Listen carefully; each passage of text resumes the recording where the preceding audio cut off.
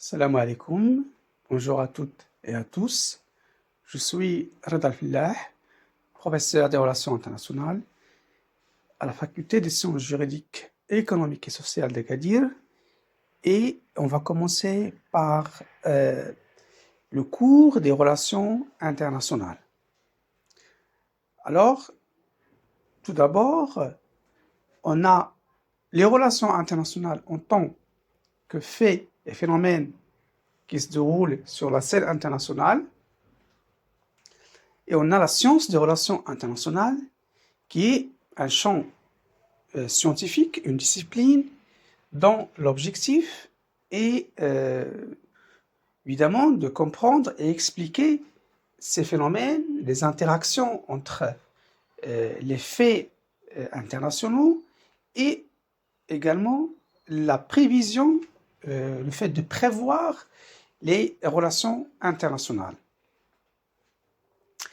On se pose la question, quel est l'impact ou quelle est l'influence des relations internationales sur les sociétés internes et encore plus sur notre vie quotidienne. Évidemment, à première vue, on peut mal comprendre, on peut difficilement voir la relation, mais les faits, les phénomènes, les interactions qui se déroulent sur la scène internationale entre des acteurs diversifiés. Bien sûr, il y a l'État en tant qu'acteur central, mais il y a d'autres acteurs non étatiques qui interviennent sur la scène internationale. Ces interactions, ces relations influencent d'une manière ou d'une autre les politiques nationales, et il influence notre société interne, il influence également par un effet de domino notre vie quotidienne, ou certains aspects de notre vie quotidienne.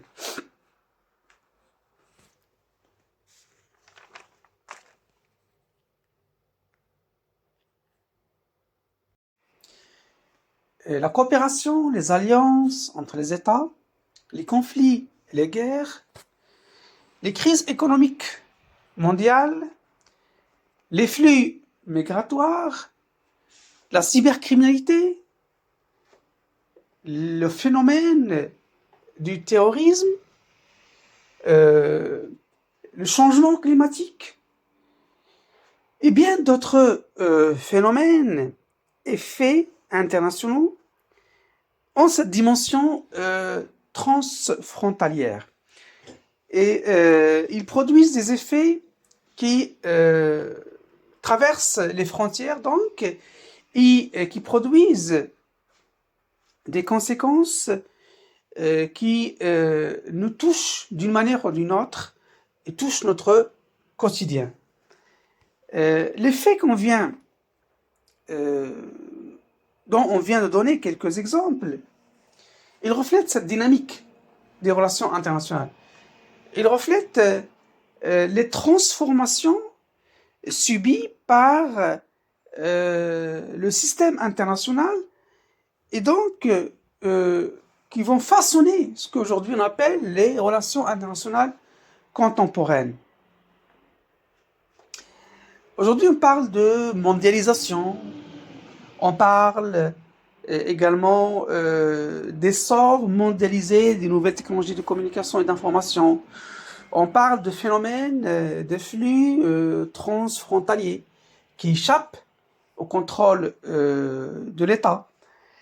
On parle également de nouveaux acteurs non étatiques, alors que à l'origine, les relations internationales concernaient d'une manière presque exclusive les États en tant que détenteurs de la souveraineté.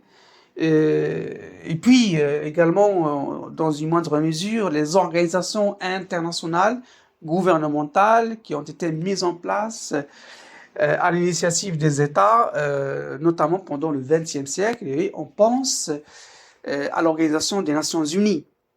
Alors, à côté de l'État, en tant qu'acteur, évidemment, qui reste, bien sûr, principal, il y a de nouveaux acteurs non étatiques qui n'ont pas la qualité de l'État, mais dans l'activité influencent le cours des relations internationales, qui eux-mêmes, ils rentrent en interaction avec les États et entre elles. On pense à un réseau complexe d'interactions qui fait que aujourd'hui sur la scène internationale, on parle d'une dynamique transnationale. Les organisations internationales, les firmes multinationales, les organisations non gouvernementales internationales, les fondations, les fonds d'investissement, les banques mondiales, les banques internationales, les universités, les centres de recherche, les think tanks, et même les individus sont devenus aujourd'hui des acteurs des relations internationales, bien sûr, dont l'importance et le degré d'influence sont variables, mais il existe aujourd'hui sur le théâtre des relations internationales à côté des États. L'étude des relations internationales était à l'origine basée sur d'autres disciplines scientifiques. On pense notamment à l'histoire, et on parle d'histoire des relations internationales. On pense également au droit, et évidemment la philosophie politique, et ensuite la science politique. Donc les relations internationales ne sont pas nées en tant que champ disciplinaire autonome.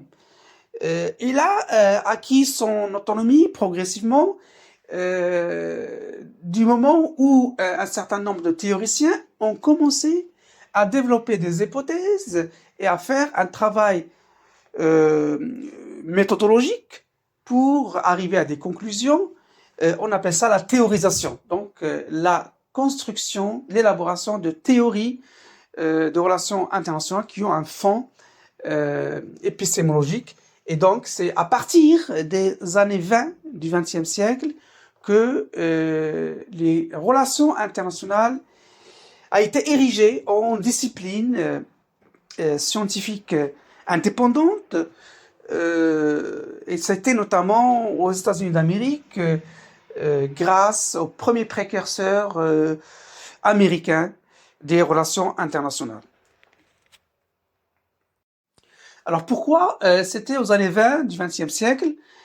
Alors il faut situer le contexte historique. On parle ici d'un contexte particulier qui était la fin de la Première Guerre mondiale.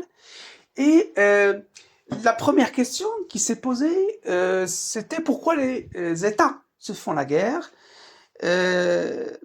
pourquoi les États choisissent le conflit alors que ils peuvent coopérer. Il y a d'autres alternatives, vu notamment, sachant que le conflit est coûteux, sachant que les guerres finissent toujours par des pertes, et que tout le monde, des pertes humaines, des pertes matérielles, et que finalement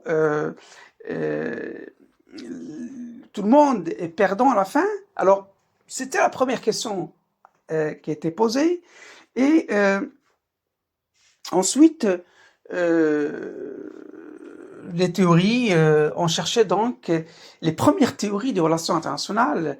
On parle là de la théorie libérale, qui était donc la première théorie qui est apparue dans les relations internationales.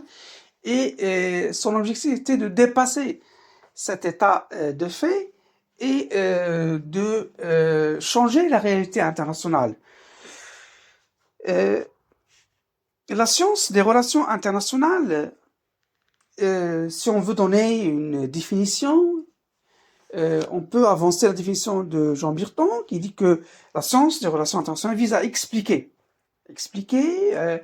à prévoir le comportement des États dans un système international dépourvu d'une autorité centrale.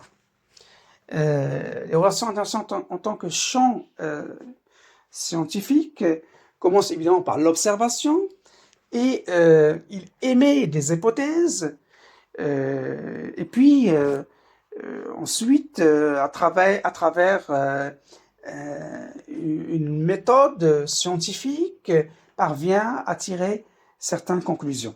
Et on arrive donc à élaborer une théorie qui va être donc qui va s'apparenter à un modèle d'explication, qui va s'apparenter à une grille d'analyse des faits et des dynamiques internationales.